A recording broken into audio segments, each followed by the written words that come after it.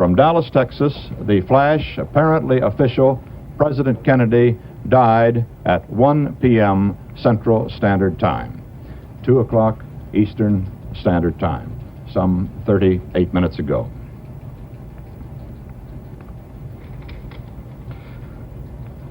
Vice President Lyndon Johnson has left the hospital. What's up, guys? I'm going to do an unboxing of the film JFK that came out on 4K, Shout Factory box set edition. I do have the 50th anniversary edition, which I guess is rare, even though there was 50,000 made. Mine is number 10,922. Long time ago. I can't find the video. It's not up on this channel, but I did a unboxing first time of like physical media, and that was this right here 10 years ago. So if I find that video, I'll definitely post it. And this is a great box set. There's a lot of things in here. Of course, conspiracy theories, primary sources, and a great box set. Of course, there are conspiracy theories about the event, and the movie JFK itself is just one big conspiracy theory. But I am a lone nutter. I believe Oswald is a lone assassin because of all the evidence that he was. And one thing that happened when I watched the film JFK for a long time, I thought there was definitely a conspiracy in the JFK assassination. I started reading books about it, On the Trail of the Assassins by Jim Garrison, and Crossfire by Jim Mars. And then started turning when I read a book. It was a conspiracy book called Best Evidence by, I believe, David Lifton. And he had this theory that JFK's body or casket was switched behind Air Force One when they landed in Washington, D.C., from what I remember. Something like that. And that's the reason why the autopsy evidence and pictures show a entry wound behind the president's head, which would indicate a shot from behind. And I thought, well, that's a crazy conspiracy theory. But what really turned it around for me was when I read this book, Case Closed by Gerald Posner. Just goes through the evidence against Oswald, Oswald's life, his political life, and also the backyard photo that's depicted in JFK, and that it was altered, and that Oswald was not the person in that picture. And I come to find out that there's actually two other pictures, separate poses, with Oswald and his communist papers. And Marina Oswald, his wife, said she took the backyard photos, and that there were 3 separate photos, and then 22 photo experts separately said there was no fakery in these pictures, or the picture that was in Life magazine, and that they were authentic. And that was like, okay, you know, in my mind, Oswald is the lone assassin, and the conspiracy theories are not based on any hard evidence. Also, this book, Mrs. Payne's Garage, I just read. I met Ruth Payne at Daily Plaza when I was there in Dallas for the 60th anniversary, which was awesome. Just ran into her and took a selfie with her. And then I happened to go to her house, which is kind of like a mini museum now. It's where Oswald spent the night with Marina the night before the assassination, where he had his rifle in a blanket and took it out the morning of the assassination. False Witness by Patricia Lambert. The real story of Jim Garrison's investigation and Oliver Stone's film JFK. Great lone assassin book.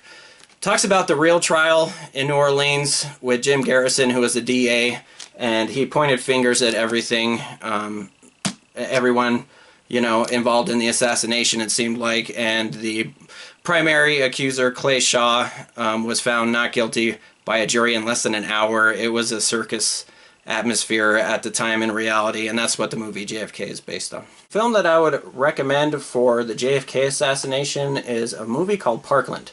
It has a great cast and tells separate stories of people who were involved in the assassination in some way and how it affected their lives, like the brother of Lee Harvey Oswald, Robert Oswald, Abraham Zapruder, played by Paul Giamatti. Even though Marilyn Stitzman isn't portrayed in it as he's filming the assassination, there's a lot of films of the assassination, the next film, but the Zapruder film was the clearest one and really shows what happened when JFK is shot in Dealey Plaza and assassinated. Of course, the infamous Zapruder film. But very highly recommended. Marguerite Oswald, who was the mother of Lee Harvey Oswald. And just a really good film on how the assassination happened to affect these people's lives, and very underrated in my opinion. Executive produced by Tom Hanks from what I remember. So Parkland Hospital is where JFK went and was pronounced dead after the assassination November 22nd, 1963. So I would recommend this film, Parkland, if you're going to watch a film about the JFK assassination. Okay, finally, going to unbox the film JFK, one of my favorite films.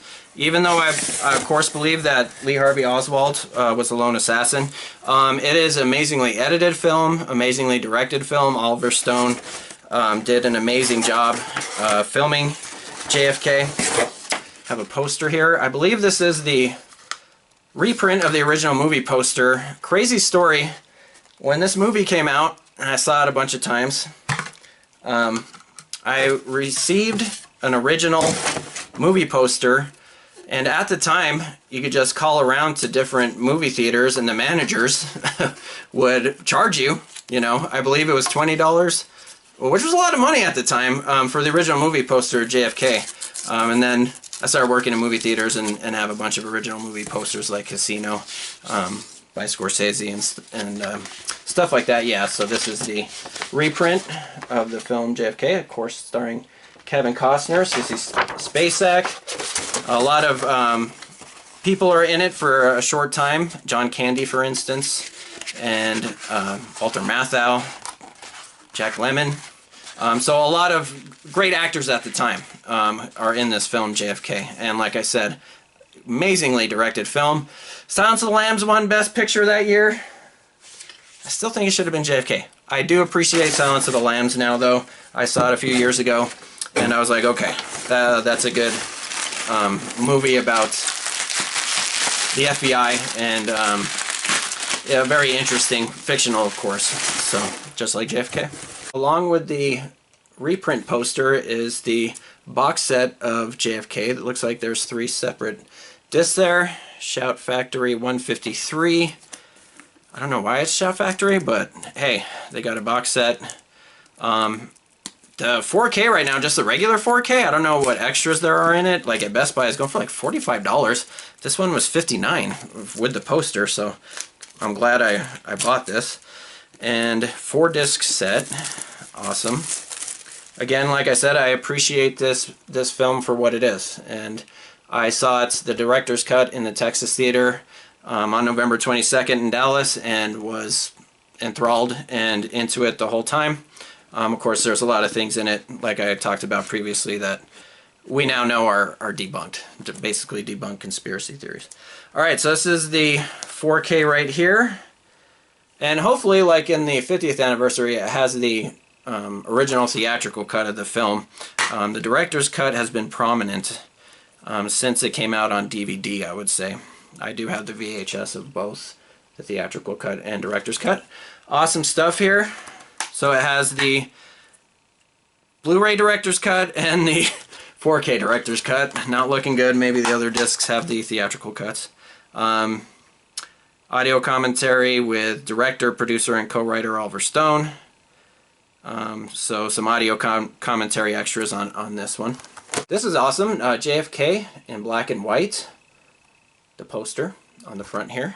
And looks like a single disc Blu-ray theatrical cut. Okay, so 4K director's cut, Blu-ray theatrical cut, that's fine. They have the theatrical cut. And, you know, director's cut is just 15 extra minutes. There's like a town that Clay Shaw and Lee Harvey Oswald are in. And some things where like Garrison's in the bathroom and he gets threatened. Those are all like added scenes that I remember of the director's cut. And here's the last disc, and this is JFK, again, the original movie poster in blue this time, all blue. And Sissy Spacek right there, played Mrs. Garrison. Did a really good job in that. And yeah, this is the bonus disc. So we have one person can, and all new it looks like, or most of it's new. One person can make a difference, director, producer, and co-writer Oliver Stone on JFK. Brave New Worlds, editor Hank Corwin on JFK. Supporting the Vision, co-producer Clayton Townsend on JFK. Recreating the Unthinkable, special make-up effects artist Gordon J. Smith on JFK. I mean, the autopsy I don't know how they did it. They must have made a, a body of some kind, a fake mannequin that looks a lot like JFK in the depictions of the autopsy in the film, and also a recreation of the motorcade and the assassination, and the way they put everything together in the film is just amazing, I think. So, new Stone Bold cinematographer Robert Richardson on JFK. 12 deleted and extended scenes alternate ending with optional director commentary for 55 minutes. I'll definitely check that out. Assassination updated 30 minutes. Meet Mr. X, the personality and thoughts of Fletcher Prouty, fictional character in the movie. Mr. X meets Garrison in Washington, D.C. Still gallery and theatrical trailer. And also Oliver Stone did do a couple years ago, I believe it's called JFK Revisited, which I have not seen yet. I saw parts of it, and it looks like it was kind of bringing up old debunked conspiracy theories, but I haven't seen the whole thing. So, but definitely a great film and a memorable film for me, and very influential as well. Another great aspect of the film JFK, besides the editing and directing by Oliver Stone, is the score. Just dramatic, awesome music, a lot of build-up. Of course, composed by John Williams, who does Star Wars. He did Star Wars 1977 and continued all the way up through the Disney trilogy. So, great composer and great music in the film JFK.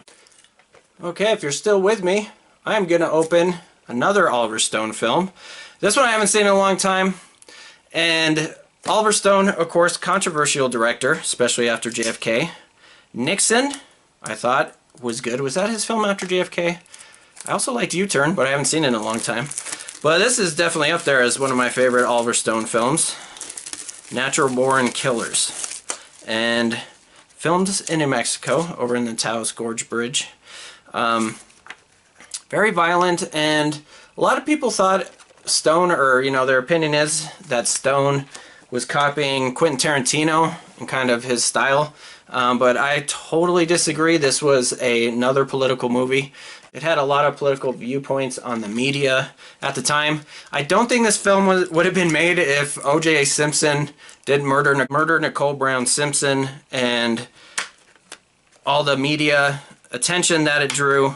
The daily, if you lived through the O.J. Simpson trial, the trial was televised every day for months, and then the not guilty verdict. And I believe there is a clip of the O.J. Simpson trial at the end, along with other clips. So this is kind of a political statement at the time of media intrusion and how the media handled different stories and tabloid news and stuff like that. And Woody Harrelson, awesome in this. Julia Lewis, awesome as well. And very violent movie. Robert Downey Jr. does an excellent job in this movie, but again, another well-directed movie by Oliver Stone. Okay, and the special features on Natural Born Killers, 3 discs. We have the 4K scan of the original, camera negative, audio commentary by co-director Oliver Stone, and this is the director's cut. I haven't seen the director's cut of Natural Born Killers as far as I know. Disc 2 Blu-ray director's cut, scan of the original negative, interview with co-editor Hank Corwin, interview with producer Clayton Townsend, audio commentary by Oliver Stone, introduction by Oliver Stone. Disc 3 Blu-ray theatrical cut. I guess that's what they're doing with the Oliver Stone films. I think it's Oliver Stone for some reason. He likes his director's cut of movies. I personally like the director's cut of JFK much better, even though it's only like 13 to 15 minutes extra stuff. But anyways, Disc 3 theatrical cut, audio commentary by Oliver Stone, Natural Born Killers, Method in the Madness, featurette, NBK Evolution, How Would It All Go Down Now, documentary. Chaos Rising, The Storm Around Natural Born Killers, very controversial film at the time. 6 deleted scenes with introduction by Oliver Stone, 21 minutes. Alternate ending with introduction by Oliver Stone. So alternate endings in both JFK and Natural Born Killers, and both great films by Oliver Stone. Alright, you guys, thank you so much for listening to all my rambling if you watched this whole video, and I'll see you next time.